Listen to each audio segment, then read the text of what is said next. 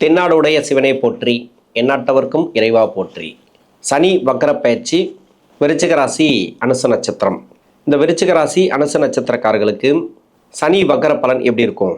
ராசிக்கு 3ஆம் அதிபதினு சொல்லக்கூடியவர், 4ஆம் அதிபதினு சொல்லக்கூடியவர் சனி பகவான் வக்ரமாகிறார். இது யாரோட நட்சத்திரத்தில் வக்ரமாகிறார்னாக்கா ரேவதி நட்சத்திரம். இந்த ரேவதி நட்சத்திராதிபதி புதன், 8ஆம் அதிபதி லாபஸ்தானாதிபதி, அதாவது அஷ்டமாதிபதியோட நட்சத்திரத்தில் இந்த சனி பகவான் வக்ரமாகிறது நன்மையா? இன்னொன்று, ரேவதி நட்சத்திரம் 2ஆம் பாதத்திலேருந்து உத்திரட்டாதி நட்சத்திரம் 2ஆம் பாதம் வரைக்கும் வருவார் வக்ரமாகி. இந்த 2 நட்சத்திரத்தில் தான் இருக்கிறார். அந்த உத்திரட்டாதி நட்சத்திராதிபதி சனி பகவான், அவர் 3-4 கூடிய கிரகம். இந்த விருச்சிக ராசிக்கு 2 நட்சத்திரத்துலேயும் வக்ரமாகக்கூடிய காலத்தில் வக்ரமாகக்கூடிய கிரகம் நன்மை செய்யக்கூடிய கிரகமா அப்படின்னாக்கா நன்மை செய்யக்கூடிய கிரகம் கிடையாது. அந்த நட்சத்திரமும் நன்மை செய்யக்கூடிய நட்சத்திரம் கிடையாது. ஆனால் பூர்வ புண்ணியஸ்தானம் 5 கூடிய இடத்துல 5ஆம் அதிபதினு சொல்லக்கூடிய குரு அந்த வக்ரமாகக்கூடிய சனி பகவானை 9ஆம் பார்வையாக பார்க்குறார். ஏன் குரு பார்வை பற்றி நான் சொல்கிறேன் அப்படின்னாக்கா, குரு பார்வை ஆல்ரெடி இருக்குது இந்த சனி வக்ரமாகக்கூடிய டைமில். அது உங்களுக்கு நல்லது. ஏன்னா 2023 விருச்சிக ராசிக்கு நிறைய கஷ்டத்து மேலே கஷ்டம்.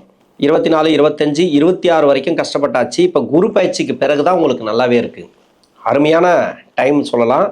குருடைய பார்வையும் உங்கள் ராசிக்கு இருக்குது, முயற்சி ஸ்தானத்துக்கு இருக்குது, 5ஆம் இடத்துக்கு இருக்குது.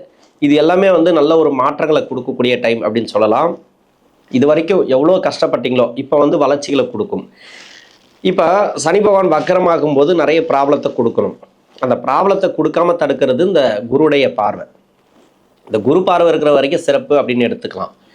என்னதான் இருந்தாலும் இந்த மீனராசியில் அந்த நட்சத்திரம் இருக்கு இல்லையா, அந்த நட்சத்திராதிபதி அங்கே இருந்தால், அதாவது சனி பகவானோ புதன் பகவானோ உங்கள் சுய ஜாதகத்தில் இல்லை சனி பார்க்கக்கூடிய இடத்துல இந்த புதன் இல்லைனா சனி இருந்தால் 3, 7, 10ஆம் இடத்துல, அதாவது உங்கள் ராசிக்கு 11ஆம் இடத்துலையும் உங்கள் ராசிக்கு 7ஆம் இடத்துல, ராசிக்கு 2ஆம் இடத்துல குரு சனியோட பார்வை பதியுது.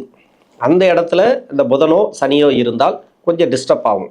இப்போ புதனோ சனியோ இல்லை, லக்னத்துக்கு வேறு லக்னமாக அந்த லக்னத்துக்கு 4ஆம் அதிபதினு சொல்லக்கூடிய கிரகம் இருந்தாலும் இந்த வேலை ரீதியாக கொஞ்சம் சிக்கலை கொடுக்கலாம். வேறு லக்னமாக இருந்து அந்த லக்னத்துக்கு 4 கூடிய கிரகம் இப்போ சனி நகரக்கூடிய இடத்துல இருந்தாலும் வேலை சம்மந்தமான பிரச்சனைகள் வரும். அது அந்த வேலை பிரச்சனை கூட உங்களுக்கு சுமூகமாக முடியும், உங்களுக்கு வெற்றி வாய்ப்புகளை கொடுக்கும், நல்ல ஒரு முடிவுகளாக இருக்கும், நல்ல ஒரு வேலையாக இருக்கும், அது நல்ல பேரு புகழ் கிடைக்கக்கூடிய அமைப்பாக இருக்கும். இந்த விருச்சிக ராசிக்கு இந்த குருவுடைய பார்வையினால் உங்களுக்கு சிறப்பு. இப்போ தசாபுத்தி படி இந்த விருச்சிக ராசிக்கு அனுச நட்சத்திரக்காரர்களுக்கு பார்த்தோமானால், அனுச நட்சத்திரம் அப்படிங்கிறது சனியுடைய நட்சத்திரம். இந்த சனி பகவானுடைய நட்சத்திரம் தசா காலங்கள் 19 வருடம்.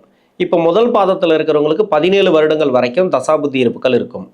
இப்போ 2ஆம் பாதம் இல்லைனா 3ஆம் பாதத்தில் இருக்கிறவங்களுக்கு ஒரு 10 வருடம் தசாபுத்தி இருப்புகள் இருக்கலாம். 4ஆம் பாதத்தில் இருக்கிறவங்களுக்கு ஒரு 3 வருடங்கள் சனி மகாதசை அப்படிங்கிறது இருப்பு இருக்கும். அதன் பிறகு தான் புதன் தசை ஆரம்பிக்கும். இப்போ புதன் தசை அப்படிங்கிறது என்னென்னா, முதல் பாதத்தில் இருக்கிறவங்களுக்கு 17 வயசுலேருந்து 34 வயசு வரைக்கும். இப்போ 2ஆம் பாதம் முடியும் 3ஆம் பாதம்னாக்கா 10 வயசுலேருந்து 27 வயசு வரைக்கும். இப்போ 4ஆம் பாதத்தில் இருக்கிறவங்களுக்கு 20 வயசோட அந்த புதன் தசை அப்படிங்கிறது முடியும். இது அஷ்டமாதிபதியோட தசை. புதன் தசை அப்படிங்கிறது 16 வயசுலேருந்து 20, 22 வயசு வரைக்கும். எப்படி என்னோட கணக்குப்படி நான் அந்த படிக்கிற காலகட்டத்தில் எடுப்பேன். அந்த டைமில் புதன் தசை நடக்குது.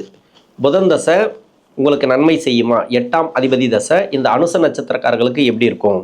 ஏன்னா அனுச நட்சத்திரம் அப்படிங்கிறது சனியுடைய நட்சத்திரம். சனியுடைய நட்சத்திரத்துக்கு புதன் நன்மை செய்வாரா? அப்படி கிடையாது. இந்த ராசிக்கு புதன் என்ன வீட்டுக்கு வரார்? 8ஆம் அதிபதியாக வரார், அஷ்டமாதிபதி. அப்போது அஷ்டமாதிபதியோட தசை. இதே லக்னமாக வந்தால் இந்த தசைங்கிறது கொஞ்சம் கஷ்டமாக தான் இருக்கும். படிப்பு, வேலைவாய்ப்பு எல்லாமே கொஞ்சம் பிரச்சனையாக கொடுக்கும். எல்லாருக்கும் நெகட்டிவாக சொல்கிறேன்னு எடுத்துக்காதீங்க. இந்த புதன் மறைமுக சுப தொடர்பு, இன்னொன்று 3, 6, 10, 11 ஆகிய இடங்களில் இருந்து தசை பண்ணிச்சுன்னா சிறப்பு. இப்படியே தான் இருக்கும் நிறைய பேருக்கு. ஏன்னா முக்கூட்டு கிரகங்கள் சொல்லக்கூடிய இந்த சூரியன், புதன், சுக்கிரன்லாம் ஒன்றா சுற்றிட்டே இருக்கும். ஒன்று வக்ரமாவார், இல்லை சூரியனோட போய் அஸ்தங்கமாயிடுவார். அது பிறகு பார்த்தீங்கன்னாக்கா 3, 6, 10, 11 வந்துட்டான்னு வச்சிங்களேன், பிறப்பு ஜாதகத்தில் அந்த தசை கெடுபலன்களை அதிகமாக கொடுக்காது. அப்போ படிக்கிற காலகட்டத்தில் பெருசாக டிஸ்டர்ப் பண்ணாது. ஏன்னா எப்படியோ தப்பிச்சிடலாம். அப்படி கஷ்டத்தை கொடுக்குது. ஏன்னா அஷ்டமாதிபதி தசை உங்கள் சுய ஜாதகத்தில் சனி பார்வை சுக்கிரனுக்கு இருந்தால், நிறைய அவமானப்படுத்தும், நிறைய அசிங்கப்படுத்தும். அதாவது எப்போனாக்கா இது மாதிரி வயது காலகட்டத்தில் இந்த தசையில் மட்டும் இல்லை, இந்த சனி வக்கரமாகக்கூடிய காலத்துலேயும் சரி, இந்த குரு வக்கரமாகக்கூடிய காலத்தில் இது மாதிரியான காலத்தில் லவ் சம்மந்தப்பட்ட பிரச்சனைகள் ஒரு சில பேருக்கு வரும். இன்னொன்று வந்து கெட்ட பழக்க வழக்கங்கள், நடவடிக்கைகள் அது மாதிரி வரும். அப்பா அம்மாவுக்கு அகென்ஸ்டாக போகிறது, கெட்ட பேர் எடுத்து கொடுக்கறது, ரொம்ப மன உளைச்சலுக்கு ஆளாக்குறது, இதெல்லாம் வந்து இது மாதிரியான டைம்களில் தான் நடக்கும். நம்ம என்ன பண்ணணும் அப்படின்னா, உஷாராக இருந்துக்கணும். இப்போ அது மாதிரியான கெட்ட பழக்க வழக்கங்கள் இல்லை லவ் அது மாதிரியெல்லாம் போகாமல் படிப்பில் மட்டுமே கவனத்தை வச்சு படிக்கிறது நல்லது. என்னை பொறுத்த வரைக்கும் பேட் டைம்னாக்கா அது லவ் கூட ஒரு பேட் டைம் அப்படின்னு சொல்லுவேன். இன்னொன்று பழக்க வழக்கங்கள் மாறிச்சுனாவே, அப்பா அம்மா பேச்சு கேட்காம ஒரு விதமாக நடந்துக்கிறாங்க அப்படின்னாவே அது ஒரு பேட் டைம். இது பேட் டைம் இப்போ மட்டும் இல்லை, பின்னாடி வரக்கூடிய தசைகள் சரியில்லை அப்படின்னு தான் நம்ம எடுத்துக்கணும். அந்த தசைகள் சரியில்லைனாக்கா இப்போவே அது காலவாரி விட்டுரும், அதாவது வழி மாற்றி விட்டுரும். அந்த தசைகள் சரியில்லாத இப்போ வந்து சிம்டம்ஸ் எல்லாம் காட்ட ஆரம்பிக்கும். அப்போ நம்ம என்ன பண்ணணும்னாக்கா படிப்பில் கவனத்தை வச்சு படிக்கணும். உங்களுடைய வாரிசுகள் வந்து அனுச நட்சத்திரத்தில் இருக்கிறாங்க அப்படின்னா, படிக்கிற காலகட்டத்தில் கொஞ்சம் வழி தவறி போகிறாங்கன்னா அவங்கள வந்து நல்வழிப்படுத்துறது உங்களோட கடமை. இப்படி கொண்டு வந்தால் மட்டும்தான் 25, 22 வயசு வரைக்கும் எந்த அளவுக்கு படிக்க முடியுமோ அந்த அளவுக்கு படிச்சிருங்க. டெக்னாலஜி காலம் வளர்ச்சிகள் நிறைய கொடுத்துட்டே இருக்குது. அதுக்குண்டான வேலைவாய்ப்பை கன்ஃபார்மாக கொடுக்கும். நிறைய மக்கள் தொகை அதிகமான கூட இயற்கை, அதாவது வந்து நமக்கு வந்து இந்த பிரபஞ்சம் வேலையை கொடுக்கும். கடவுள் வந்து ஏதோ ஒரு வகையில் இந்த கிரகங்கள் நமக்கு வேலையை கொடுக்கும், பொருளாதாரத்தை கொடுக்கும். அதனால் படிப்புங்கிறது ரொம்ப முக்கியம். படிச்சிட்டிங்கனாக்கா மூட நம்பிக்கைக்குள்ளே போக மாட்டீங்க, தவறான முடிவு எடுக்க மாட்டீங்க. எந்த அளவுக்கு படிக்க முடியுமோ படிச்சிருங்க. இதுக்கெல்லாம் வந்து ராசி நட்சத்திரம்லாம் பார்த்துட்டு உட்காந்துருக்காதீங்க. இப்போ படிப்பெல்லாம் முடிச்சுட்டு வேலை தரீங்கன்னு வச்சிங்கன்னா வேலை கிடைக்கும் இந்த புதன் தசையில். இப்போ சனி வக்கர காலத்தில் வேலை வாய்ப்புகள் உண்டு. வெளிநாடு சம்மந்தப்பட்ட வேலைக்கு ட்ரை பண்ணியிருக்கலாம், ரொம்ப நாளாக ட்ரை பண்ணியிருப்பீங்க. இப்போ குரு பயிற்சியாகி கூட நடந்திருக்காது, ஆனால் இப்போ நடக்கும். இப்போ வெளிநாடு வேலை வாய்ப்பு கிடைக்கும். இன்னொன்று வந்து வேலை வாய்ப்பு கிடைக்கும். நீங்கள் உள்ளூர்லேயே வேலை தேடுவீங்க, இல்லை கவர்மெண்ட் ஜாப்க்கு ட்ரை பண்ணுவீங்க, இல்லை ஏதாவது ஒரு எக்ஸாம் அட்டன் பண்ணிங்களா, எல்லாத்துலேயும் சக்ஸஸை கொடுக்கக்கூடிய டைம். சனி வக்கரமாகறதெல்லாம் ஒன்றும் பெருசாக உங்களுக்கு கெடுபலங்கள் கொடுக்காது. கோச்சாரத்தில் குரு நல்லா இருக்குது, சனி பகவானும் நல்லா தான் இருக்கார், இல்லைன்னு சொல்லலை. பெரிய கெடுபலங்களை கொடுக்காது. அது அவயோகம் செய்யக்கூடிய கிரகம். வக்கரமானா கூட பெருசாக ஒன்றும் கஷ்டம் கிடையாது. திருமணத்துக்காக முயற்சி பண்ணுறீங்களா, இப்போ திருமணம் சக்ஸஸை கொடுக்கும். திருமண வெற்றி வாய்ப்புகள் உண்டு. எதுவாக இருந்தாலும் சரி இப்போ நடத்தலாம், திருமணம் நடத்தலாம். திருமண வாழ்க்கைக்குள்ளே இருக்கிறவங்களுக்கு வந்து நெருக்கடிகள்லாம் கொடுக்குதுனாக்கா அது பரவாயில்ல, அதெல்லாம் கிளியர் ஆகிடும். கடன் பிரச்சனை கிளியர் ஆகும். மன உளைச்சலேருந்து வெளியே வருவீங்க. இன்னொன்று குழந்தை பாக்கியம் இல்லாத தம்பதியர்களுக்கு குழந்தை பாக்கியம். ஏன்னா குரு பார்வை ராசிக்கு இருக்குது, அதுவே சிறப்பு. நல்ல ஒரு முடிவு எடுப்பீங்க. ஒரு சில பேர் வந்து தொழில் ஸ்டார்ட் பண்ணுவீங்க, தொழில் வளர்ச்சி இந்த காலகட்டங்களில் கொடுக்கும். அஷ்டமாதிபதி தசை தான், நிறைய கஷ்டத்தை சொல்ல முடியாது. இது உங்கள் சுய ஜாதகத்தில் கஷ்டப்பட்டுன்னு வரீங்கன்னா உசாராக பண்ணுங்கள், அவ்வளோதான். ஏன்னா கோச்சாரம் உங்களுக்கு நல்லா இருக்குன்றதுனால நல்ல ஒரு மாற்றங்களை இந்த காலகட்டங்களில் பார்க்கலாம். அடுத்து கேது தசை. கேது தசை வந்து அனுச நட்சத்திரக்காரர்களுக்கு முதல் பாதத்தில் இருந்தீங்கன்னாக்கா 35லேருந்து 42 வரைக்கும், 2 அல்லது 3ஆம் பாதம் 28 to 35, 4ஆம் பாதத்தில் இருக்கிறவங்களுக்கு 20 to 27. இப்போ கேது தசை, இந்த கேது உங்கள் சுய ஜாதகத்தில் இப்போ கேது தசை சரியில்லை, நிறைய பேருக்கு வந்து பிரச்சனை கொடுக்குது அப்படின்னா, உங்கள் சுய ஜாதகத்தில் அது இருக்கிற இடம் எங்கே இருக்கோ, எந்த வீட்டதிபதியோ அந்த வீட்டதிபதியோட பலன்களை தான் அது கொடுக்கும். இப்போ புதனோட வீட்டில் இருந்தான்னு வச்சுக்கலாம், ரொம்ப கஷ்டத்தை கொடுத்துன்னு வரும். எந்த வீட்டில் இருந்தாலும் சரி, லாபஸ்தானத்தில் இருந்தாலும் சரி, இல்லை புதனோட வீடு 8ஆம் இடத்துல இருந்தாலும் சரி, நிறைய கஷ்டத்தை அனுபவிச்சுட்டு வருவீங்க. இன்னொன்று சனியோட வீட்டில் இருந்தாலும் நிறைய கஷ்டத்தை அனுபவிச்சுட்டு வருவீங்க. இப்போ யோகாதிபதி வீட்டில் இருக்குன்னு வச்சுங்களேன், அந்த யோகம் செய்யக்கூடிய கிரகம் இந்த கேது பகவானுக்கு மறையாமல் இருந்தால் சிறப்பு. இதுதான் வந்து அடிப்படை விதி. இப்போ கேது பகவானுக்கு வீடு கொடுத்த கிரகம் மறைவு ஸ்தானத்தில் இருந்துச்சுனாக்கா இந்த கேது தசை நிறைய ஸ்ட்ரகிளை கொடுத்துட்டே வரும். இதில் வந்து எப்படி சமாளிக்கணும்? இப்போ குரு பார்வை இருக்குது, ஓகே, குரு நல்லா இருக்குது கோச்சார ரீதியாக, ஏதோ வேலை நல்லபடியாக போயிட்டுருக்கோம், நீங்கள் எதிர்பார்ப்பீங்க வேலை நல்லா கிடைக்கணும் அப்படின்ட்டு, அது கொஞ்சம் ஸ்ட்ரகிள் கொடுக்கும். இந்த டைமில் ஒரு ப்ரொமோஷனுக்காக எதிர்பார்த்துட்ருப்பீங்க, இல்லை இடமாற்றங்களுக்காக எதிர்பார்த்துட்ருப்பீங்க, எல்லாமே கொஞ்சம் தடையாக இருக்கும், அவ்வளோதான். மற்றபடி சுபத்துவமாக இருந்துச்சுன்னா ஓரளவுக்கு பரவாயில்ல, எல்லாமே அப்படியே நார்மலாக போகும். திருமணத்துக்காக முயற்சி பண்ணுறீங்களா, அந்த கேது தசையில் திருமண வயசில் இருந்தீங்கன்னாக்கா கொஞ்சம் அது தள்ளி போடுறது நல்லது. இல்லைனா சுய ஜாதகத்தை செக் பண்ணிவிட்டு திருமணம் பண்ணுங்கள். அது கூட சனி வீட்டில் இருந்தால் திருமணம் பண்ணாதீங்க. மற்றபடி பார்த்தீங்கன்னாக்கா 8ஆம் இடத்துல இருந்தால் கூட திருமணங்கிறது கொஞ்சம் பார்த்து பண்ணுங்கள். திருமணங்கிறது கொஞ்சம் தள்ளி போகும். மற்றபடி வேறு எங்கேருந்து தசை பண்ணாலும் உங்களுக்கு சிறப்பு இந்த கேது தசையில். இது வந்து 20 வயசுலேருந்து 42 வயசு வரைக்கும் வருது. திருமண வாழ்க்கைக்குள்ளே இருக்கிறவங்களுக்கு பிரச்சனை இல்லை, நல்லாவே இருக்கும். திருமண வாழ்க்கையை ஆரம்பிக்கக்கூடிய வயசில் இருந்தால் மட்டும்தான் கொஞ்சம் கஷ்டத்தை கொடுக்கும். சனி வக்ரம் வேலையில் சிறப்பு அப்படின்னு எடுத்துக்கலாம். அடுத்து சுக்கிர தசை. சுக்கிரன் அனுச நட்சத்திரக்காரர்களுக்கு சுக்கிரதசை முதல் பாதத்தில் இருக்கிறவங்களுக்கு வந்து 42 to 62, இரண்டாம் பாதம் முடிய மூன்றாம் பாதத்தில் இருக்கிறவங்களுக்கு 35 to 55, நாலாம் பாதத்தில் இருக்கிறவங்களுக்கு 27 to 47.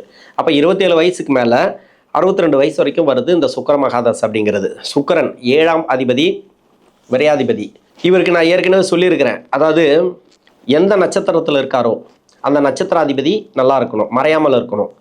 எந்த வீட்டில் இருக்காரோ அந்த வீட்டு அதிபதி இவருக்கு ஆட்சி உச்சத்தில் இருக்கணும், மறைவு ஸ்தானத்தில் இருக்கக்கூடாது. அது மாதிரி இருந்தால் மட்டும்தான் அந்த சுக்கிர தசைங்கிறது நல்லாயிருக்கும். ஏன்னா சுக்கிரன் அப்படிங்கிறது இந்த வீட்டுக்கு நியூட்ரல். 7, 12 நான் எப்படி இருக்கணும் அந்த பலன்களை நான் கொடுப்பேன் அப்படின்வார். சூப்பராக இருந்தான்னு வச்சிங்களேன், அவ்வளோ, அதாவது மறைமுக சுப தொடர்பு இல்லைனாக்கா யோகம் செய்யக்கூடிய வீடு, யோகம் செய்யக்கூடிய இடத்துல இருந்தார்னா அவ்வளோ யோகத்தை கொடுத்துரும். இருக்கிறத அப்படியே கொடுப்பார். அது மாதிரி தான் அந்த சுக்கிரன். லக்ன யோகராக வந்துட்டா இன்னும் சிறப்பு.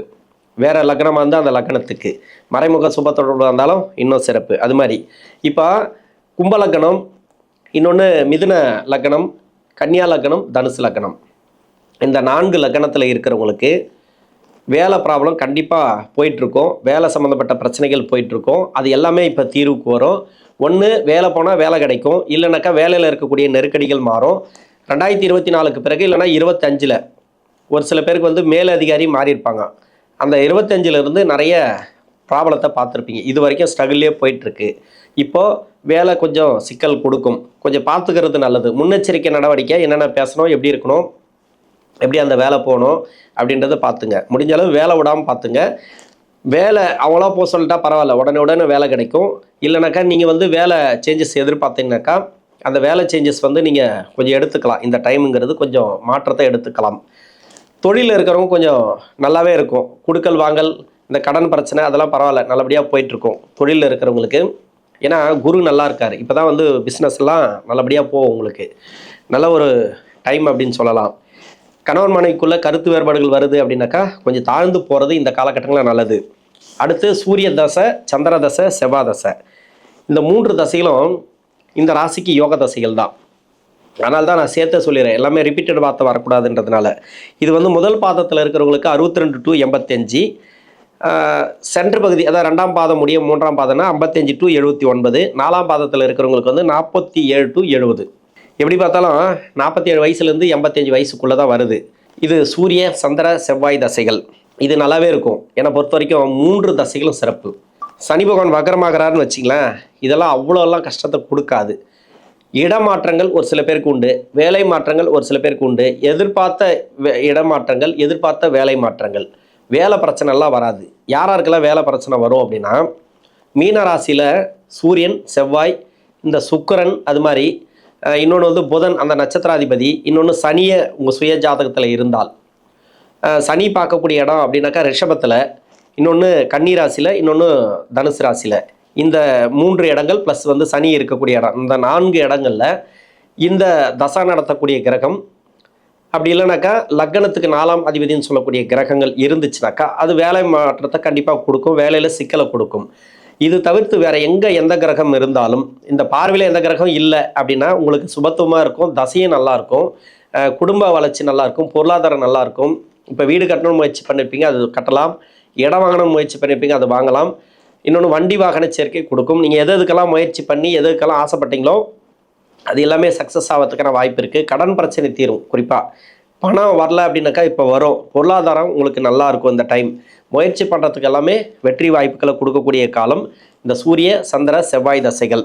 இந்த விருச்சிக ராசியில் இருக்கக்கூடிய அனுச நட்சத்திரக்காரர்களுக்கு இந்த சனி வக்ர காலங்கள், அதாவது ராசிக்கு 5ஆம் இடத்துல பூர்வ புனி ஸ்தானத்தில் குரு பார்வையில் இந்த சனி வக்ரமாகிறார். நல்ல ஒரு மாற்றங்களை கண்டிப்பாக கொடுப்பார். நன்றி.